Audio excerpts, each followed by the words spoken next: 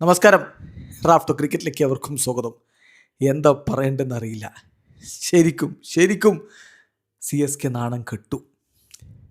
ഈ സീസണിലെ ആദ്യ മത്സരം രാജസ്ഥാൻ റോയൽസ് 8 വിക്കറ്റിനാണ് അവരെ പരാജയപ്പെടുത്തിയിരിക്കുന്നത്. വൈഭവ് സൂര്യവംശി ചെക്കൻ പയ്യൻ ചേട്ടന്മാരെ ശരിക്കും എങ്ങനെ ബാറ്റ് ചെയ്യണമെന്നുള്ളത് പഠിപ്പിച്ചിരിക്കണം. എല്ലാ ചേട്ടന്മാരെയും, അതെ, എല്ലാ ചേട്ടായിസിനെയും പഠിപ്പിച്ചിട്ടുണ്ട്.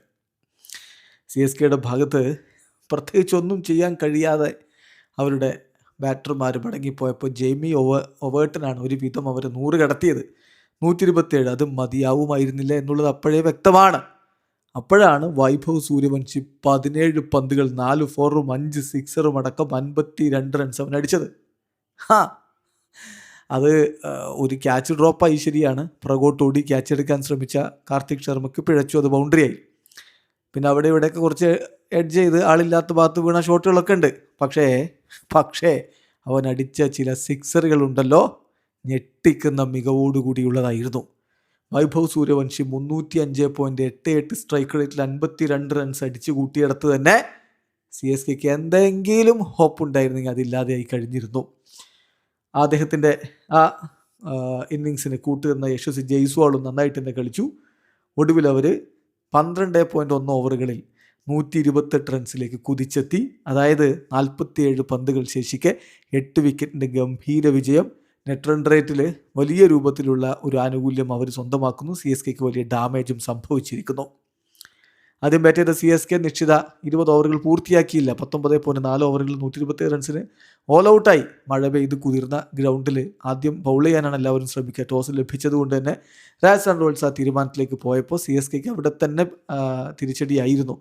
പിന്നെ സഞ്ജു ചേട്ടനും ക്യാപ്റ്റൻ ഋതുവും ചേർന്നുള്ള മികച്ചൊരു ഓപ്പണിംഗ് കൂട്ടുകെട്ട് കൊടുത്താൽ മാത്രമേ അവർ രക്ഷപ്പെടുമായിരുന്നുള്ളൂ. പക്ഷേ നാന്ദ്രെ ബർഗർക്ക് വ്യത്യസ്തമായ പ്ലാൻ ഉണ്ടായിരുന്നു. സഞ്ജുവിനെ ബൗൾഡാക്കിക്കൊണ്ട് ബർഗർ തുടങ്ങി.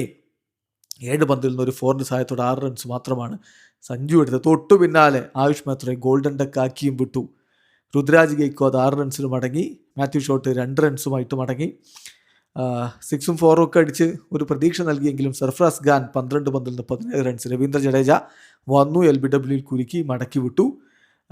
ശിവൻ ദ്യൂബെ ഒരു 6റൊക്കെ അടിച്ചെങ്കിലും പിന്നാലെ രവീന്ദ്ര ജഡേജ മടക്കി 4 പന്തിൽ നിന്ന് 6 റൺസ്. കാർത്തിക് ശർമ്മ 15 പന്തിൽ നിന്ന് 18 റൺസാണ് അടിച്ചത്.